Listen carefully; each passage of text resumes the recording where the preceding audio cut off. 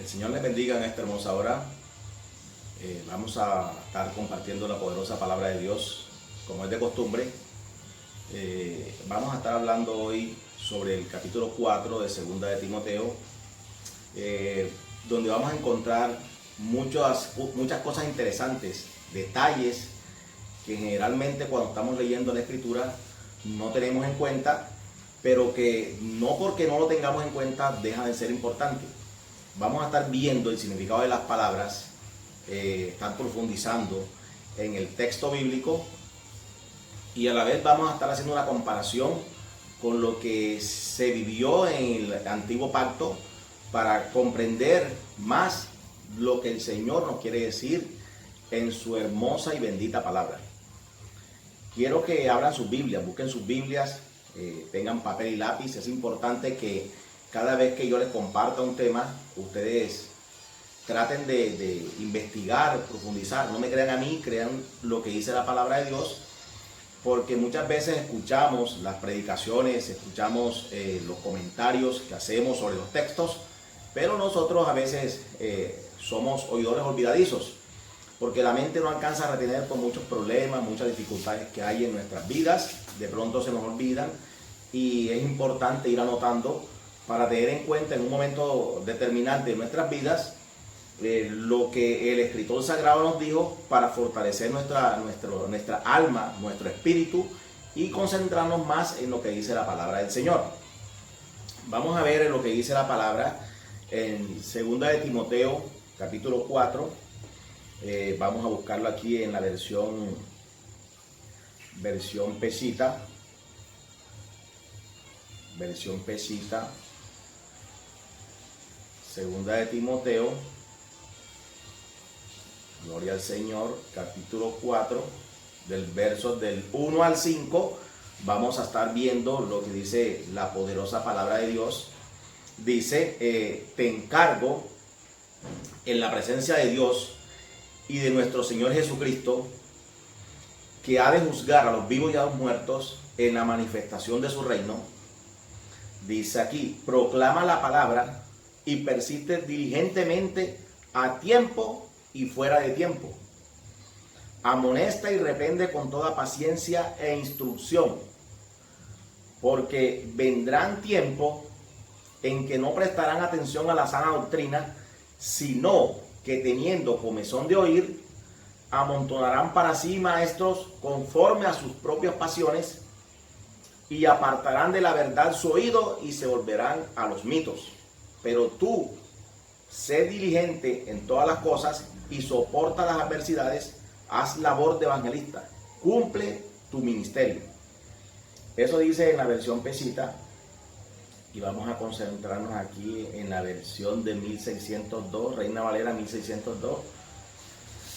Es importante, es un tema que es de gran importancia, porque cuando uno lee estos versículos, si uno está mal con el Señor y no se endereza, no busca de la presencia del Señor, es porque realmente quiere tentar o está tentando contra su propia vida. Dice aquí, requiero yo pues delante de Dios, verso 1, y del Señor Jesucristo, que ha de juzgar a los vivos y a los muertos en su manifestación y en su reino. Fíjese que el apóstol está hablando, está combinando a Timoteo a que busque, que haga la obra de Dios, pero como debe ser. Pero me impacta que él dice, cita que el Señor ha de juzgar a los vivos y a los muertos. O sea, el apóstol Pablo en todo tiempo, en muchas circunstancias, hacía énfasis en lo que el Señor iba a hacer. Es el gran juicio del trono blanco, al cual muchos les han metido en la cabeza que no van a estar presentes. Pero sepamos que ese día el Señor va a juzgar a los vivos y a los que están muertos, los va a resucitar y todos vamos a estar de pie ante el gran juicio del trono blanco.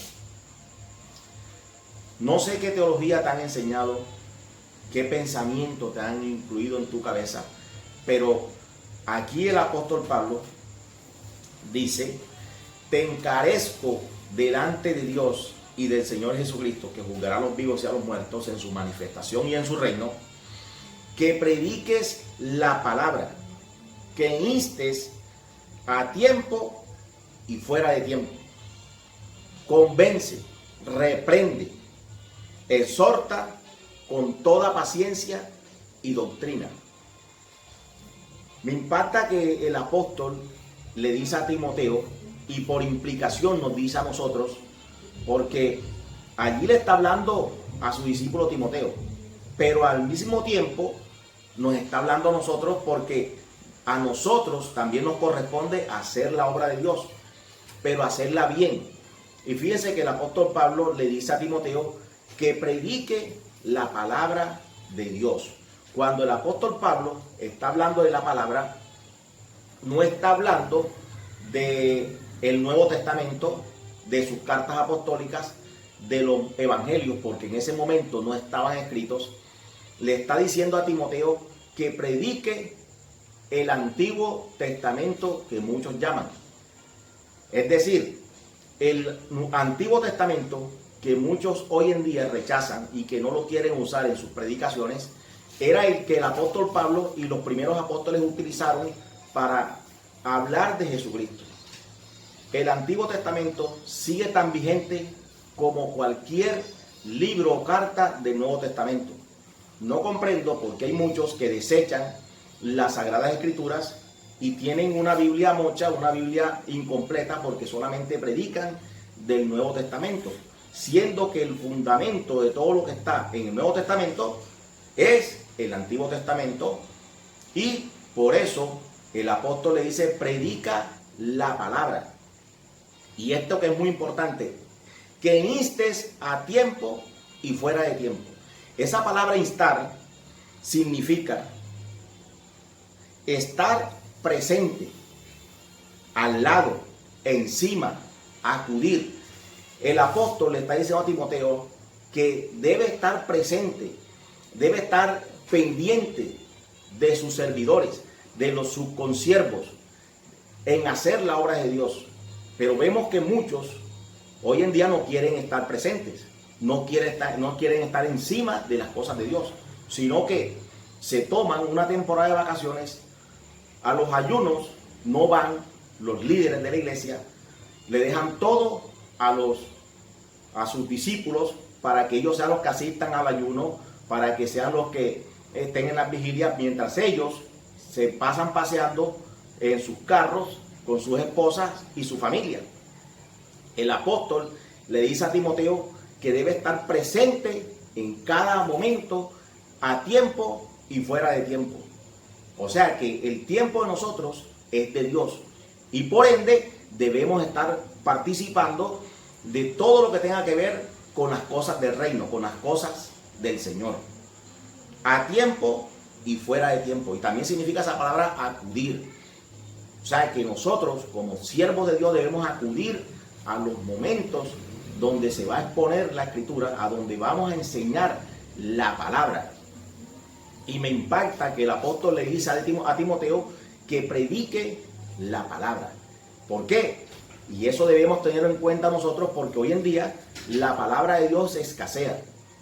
Eso de que andarán de mar en mar buscando la palabra y no la hallarán, se está cumpliendo. O sea, no porque la Biblia va a ser quitada o porque la Biblia va a ser destruida, sino porque la Biblia brilla por su ausencia en las reuniones evangélicas. Hoy en día las predicaciones, que no pasan a más de 15 minutos, los que están para predicar se van a echar puros cuentos, puras historietas, chistes, y vemos que lo que menos se predica es la palabra de Dios, que es la que nos va a dar vida y nos va a hacer crecer, que es el pan de vida que nos va a llenar de sabiduría para afrontar las situaciones difíciles que se puedan presentar en nuestras vidas. Pero dice el apóstol también que convenza. O sea, convencer a alguien cuesta, porque muchos dicen, no, y que convence de pecado es el Espíritu Santo. Pero aquí el apóstol le está diciendo a Timoteo que convenza que reprenda, que exhorte a sus discípulos, a la gente, a sus oyentes. Y para uno convencer a alguien tiene que hacerlo con argumentos bíblicos. Pero si la palabra de Dios brilla por su ausencia, no vamos a poder convencer a nadie. Por eso es que hay muchos cristianos evangélicos raquíticos, famélicos, que tienen el cuerpecito y el cabezón, porque no se alimentan, no se están nutriendo de la palabra, sino de pura fantasía en su congregación. Y cuando viene el momento de dificultad, cuando viene la adversidad, abandona la lucha y queda expuesto a ser presa fácil del enemigo. Dice aquí el apóstol en el capítulo 3, porque vendrá tiempo cuando no sufrirán la sana doctrina.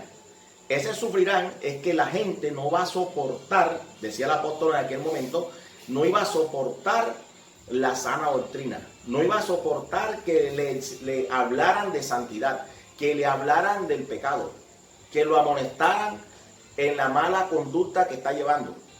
Hoy en día al cristiano evangélico le gusta es que le hablen de prosperidad, que le hablen de bendición, que le hablen de abundancia, que le profeticen, que le digan que le va a ir bien, que este es el año de la abundancia, que este es el año de tu victoria.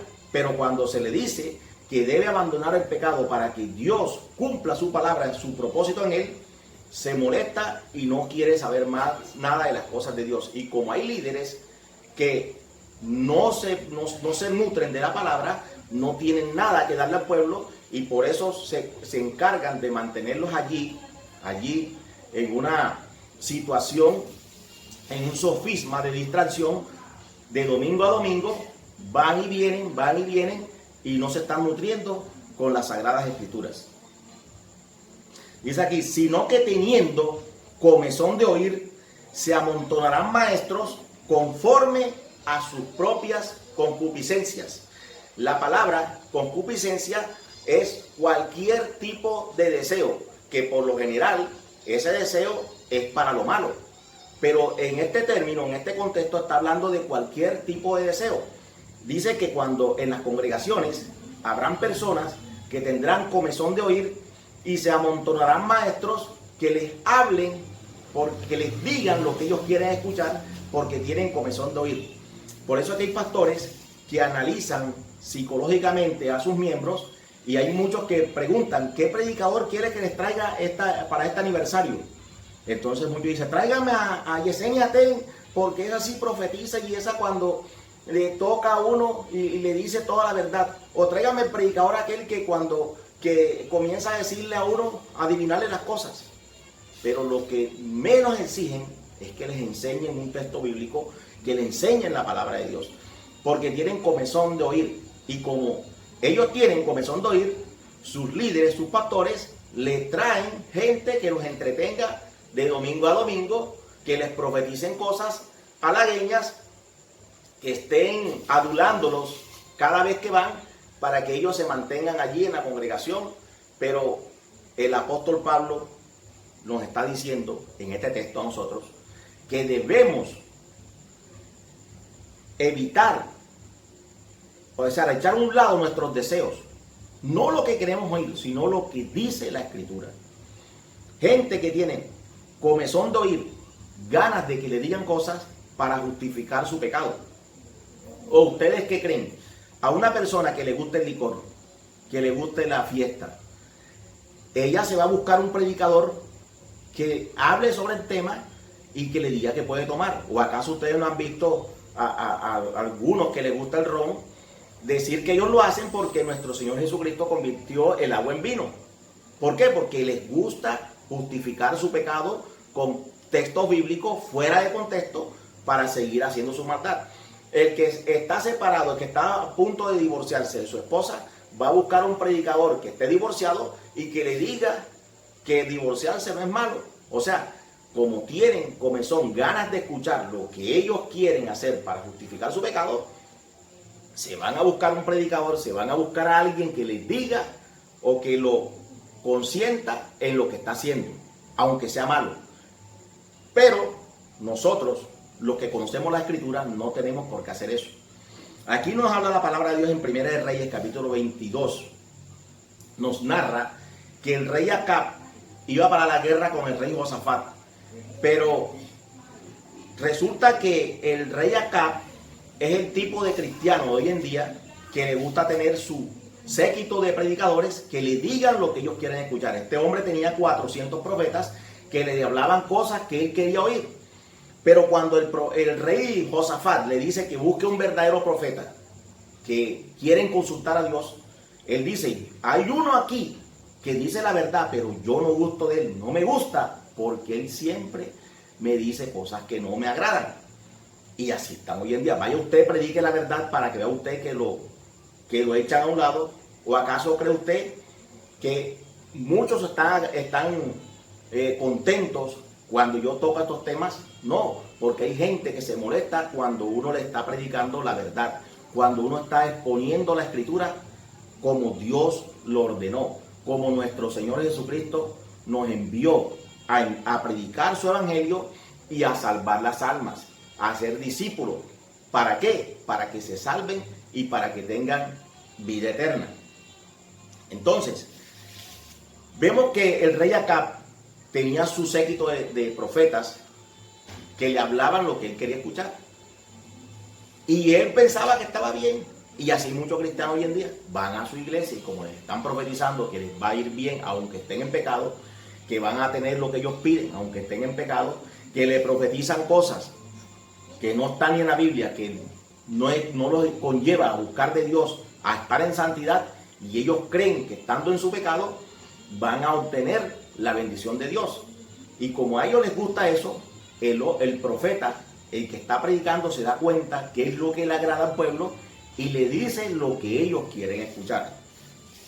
Entonces aquí dice que a consecuencia de eso, muchos se apartarán su oído de la verdad y se volverán a la fábula, dice aquí, y apartarán de la verdad el oído y se volverán a la fábula. Por eso es que hoy en día las predicaciones están llenas de cosas artificiosas, de cosas fantasiosas, de predicadores que mienten descaradamente al decir que el Espíritu Santo de Dios les está hablando o que les dijo cosas que no tienen sustento bíblico, no tienen base bíblica, pero ellos a toda hora se la pasan hablando que el Espíritu Santo les está diciendo cosas.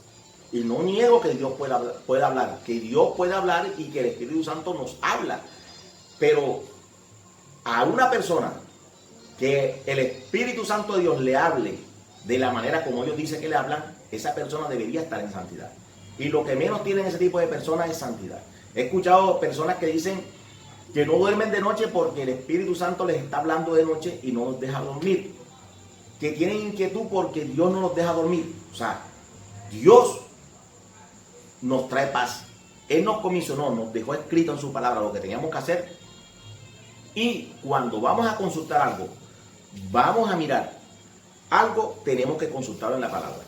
Por ello estuve viendo una cantante que dice que Dios la hizo pasar por un proceso, que Dios la metió en un proceso donde cuando tú analizas bien el video, vemos que ella fue la que se metió en el proceso, porque dice que ella estaba apartada de Dios a los 17 años, regresó al Señor, se conoció con su esposo y a los 19 años, 2 años de noviazgo, se casó con él y él era miembro de un grupo de alabanza y ella también.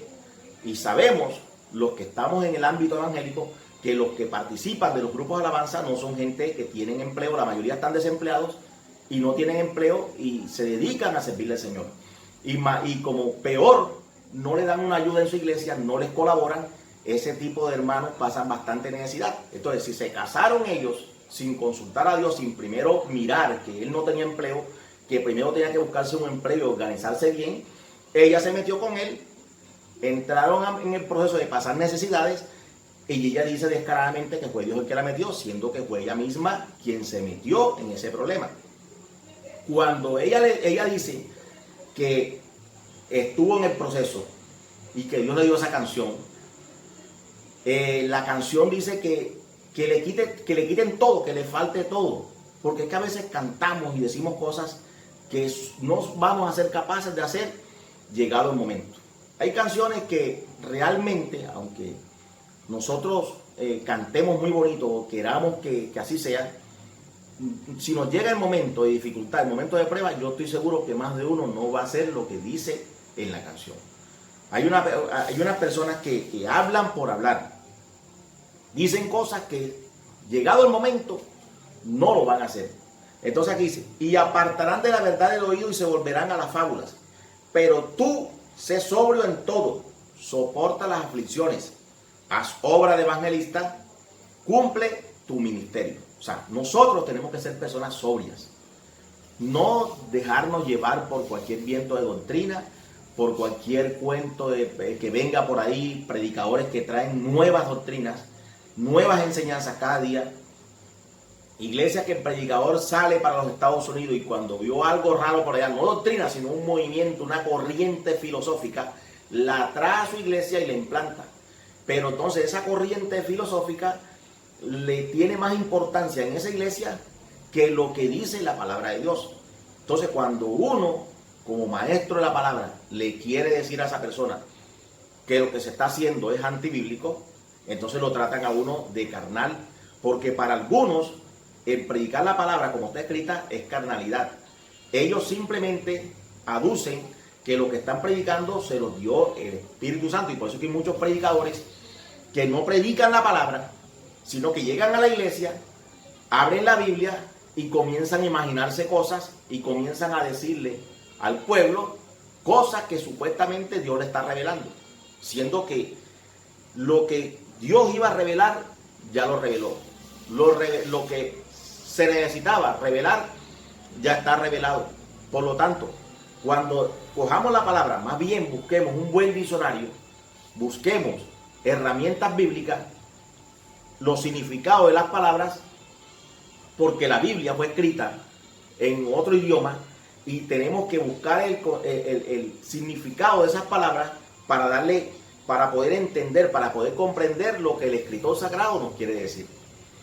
Es una gran bendición poder compartir la palabra como está escrita. Pero cuando nosotros tomamos la palabra y no hacemos lo que dice el apóstol Pablo, predica la palabra, insta a tiempo y fuera de tiempo. Es decir, estemos allí siempre prestos a predicar el evangelio, pero si no estudiamos la escritura, ¿qué vamos a predicar? Cualquiera viene y los envuelve, cualquiera le dice dos cositas y los pone a dudar de su fe. ¿Por qué? Porque no están cimentados en la escritura. Porque en su iglesia no van a aprender, van a pasar un rato, un momento de diversión y se vienen para la casa creyendo que ya son cristianos. Ser cristiano es mucho más que ir un domingo a la iglesia, sentarse allí, a escuchar chistes, a escuchar canciones y a decir qué bonito canta el hermano, qué bonito canta la hermanita. Ser cristiano implica mucho más que eso. Ser cristiano implica testificar con nuestras propias vidas que Cristo es nuestro Señor, que nuestro Señor Jesucristo es el que nos llamó y es el que nos está capacitando para llevar a cabo esa labor que es muy difícil. Predicar el evangelio es difícil y predicarlo como está escrito, porque cuando predicamos cosas que están adulando a las personas nos van a escuchar, pero cuando tú le predicas a alguien que tiene que abandonar su pecado, que tiene que apartarse de su pecado, porque si se muere en ese estado se va para el infierno, téngalo por seguro que más de uno te va a despreciar, te va a echar a un lado, no va a aceptar lo que le están diciendo, porque nos hemos vuelto predicadores de bendiciones solamente, sabiendo que para que el evangelio sea completo se tiene que hablar de todo lo que el Señor dejó escrito, y hay un juicio que está por venir, hay un juicio en el cual dice la palabra que Jesucristo, nuestro Señor, va a venir, se va a manifestar y va a juzgar a las personas en el tribunal, en el juicio del gran trono blanco, y cada uno va a tener que rendirle cuentas por sus actos. Y dice aquí que nadie va a escapar, porque el que esté muerto, si murió en pecado, no vale nada que le coloquen ahí un letrero que diga aquí yace en la paz del Señor. Y vamos, que el que se murió era un adúltero, era un fornicario, era un borracho, era un hechicero, era un brujo, pero ahí le colocan yace en la paz del Señor. No vaya a ser en la paz del Señor. Si esa persona se muere sin Cristo, se va para el infierno, porque así está escrito en la palabra. Y muchos se atreven a decir, ¿quién eres tú para decir eso? ¿Acaso tú eres Dios? Yo no soy Dios, pero en la palabra está que morir sin Cristo trae condenación. Pero morir en Cristo Jesús no es pérdida, sino es vida. Es cuando vamos a comenzar a vivir realmente. Cuando muere un cristiano, por eso es que vemos que muchos, que no hay personas que se están rasgando las vestiduras, no están en que, ay, échenme ahí en la tumba que me quiero ir con él. Déjenme que me voy con él. No, están tranquilos porque saben que esa persona cuando muere en Cristo está usando de las mansiones celestiales y está en la paz del Señor. No como el bandido, el sicario, el adúltero, el asesino que le ponen, yace en la paz del Señor. Si se muere sin Cristo, se va para el infierno. Por eso, amado amigo, amado hermano, es importante que estemos cimentados en la palabra de Dios. Que le exijamos a nuestro pastor, a ese predicador que te está hablando de la palabra, que te hable la verdad. Que no te esté halagando de domingo en domingo. Que no te esté profetizando cosas estando tú en ese pecado. Estando tú practicando la maldad. Porque créeme que si tú estás en adulterio y te está yendo bien, si estás practicando el pecado y te está yendo bien económicamente, no es porque tú te lo mereces, sino porque Dios en su infinita misericordia te da las cosas para que las disfrutes ahora, porque la condenación que te espera es bastante larga. Entonces no quiere decir que porque una persona que está en santidad le esté yendo mal, es porque está en pecado. Porque a eso nos han llevado algunos, a hacernos creer que el que está pasando necesidad es porque está en pecado. Y el que está bien, aunque esté en adulterio, aunque esté en fornicación, es que está bien con Dios. La prosperidad financiera no es para nada estar bien con Dios. Porque he visto gente que tiene harto dinero, pero no, son ateos, aborrecen a Dios, pero aún así tienen cualquier cantidad de dinero. Y hay personas que son justos, que buscan de Dios día a día, y de pronto en este momento no tienen que comer, no tienen un plato de comida. No es porque estén mal con Dios, pero Dios dice su palabra que día a día derrama su bendición sobre justos e injustos. Y por eso vamos a esperar en Dios, vamos a creerle al Señor que aquí lo que está en su palabra, escrito está, es para que nos edifiquemos y nos cimentemos cada día. El apóstol Pablo, hablándole a Timoteo, le dio este tipo de consejo. Lo conllevó en un momento a que puso como testigos a nuestro Señor Jesucristo y al mismo Dios. ¿Para qué? Para que Él hiciera la obra. Porque Timoteo de pronto era un poco pusilánime, él era un poquito tímido y necesitaba esos consejos duros del apóstol para hacer la obra.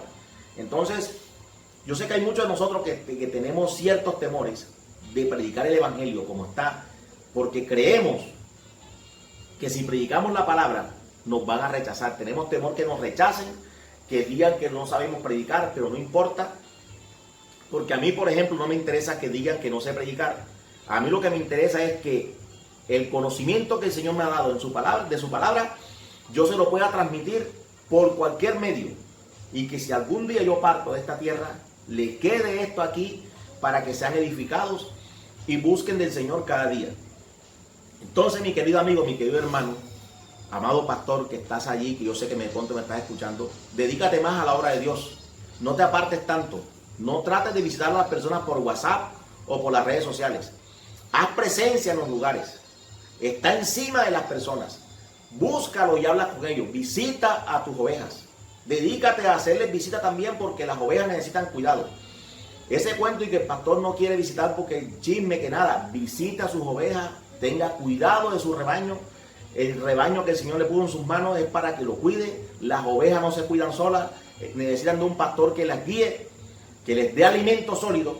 Y esa es la palabra de Dios. Así que estudia más la palabra. Prepárate en las cosas de Dios para que puedas alimentar a tus ovejas bien y no seas perezoso. No quieras usar el teléfono para hacer todo.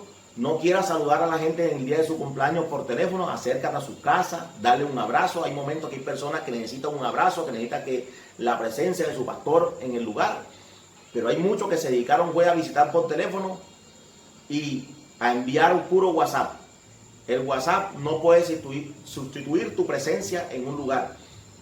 Así es que, de parte de Dios, insto a todos aquellos que quieren hacer la obra de Dios a estudiar este texto y a afianzarse cada día más, porque el Señor está requiriendo obreros que no le tengan temor a nada de este mundo, sino que se dediquen a hacer la obra de Dios con empeño, con entusiasmo, y que sabiendo que si hacemos la obra de Dios voluntaria u obligadamente, el Señor está con nosotros. Porque si no lo hacemos por la buena, el Señor, cuando tiene un propósito, lo va a hacer cumplir en cada una de nuestras vidas. Así que mi hermano y mi amigo, que el Señor te bendiga, que el Señor te guarde y que siempre tengamos en cuenta que hacer la obra de Dios no es un favor que estamos haciéndole al Señor, sino que es nuestra obligación, nuestro deber, cumplir lo que dice la Escritura. Dios me lo bendiga